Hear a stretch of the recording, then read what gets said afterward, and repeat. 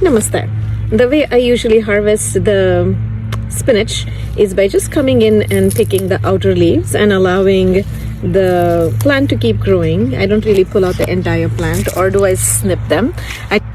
So once you take the outer leaves, the plant will continue to grow and then keep producing until it becomes too hot for them to grow, and then it will bolt.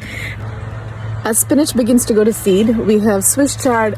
We usually will have kale. This is just a small planter. I have a huge garden bed there with tons of greens.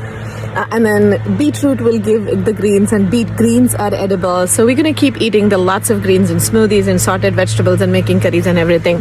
But when everything else goes to seed, we have Malabar spinach. I plant the Malabar spinach. This is 4 plants. This is plenty for us to eat.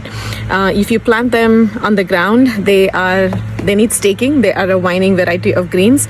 Very thick succulent leaves. So they do produce seeds. Seeds are kind of edible. The stem is also edible.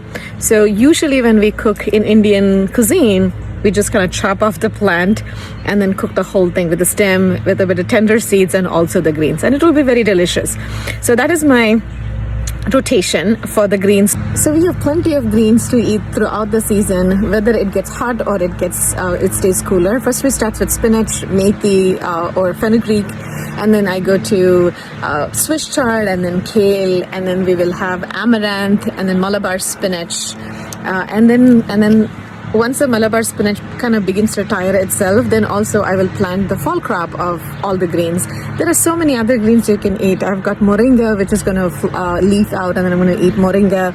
Then we also have collard greens. I'm not a huge fan of collard greens, so I've stopped growing them.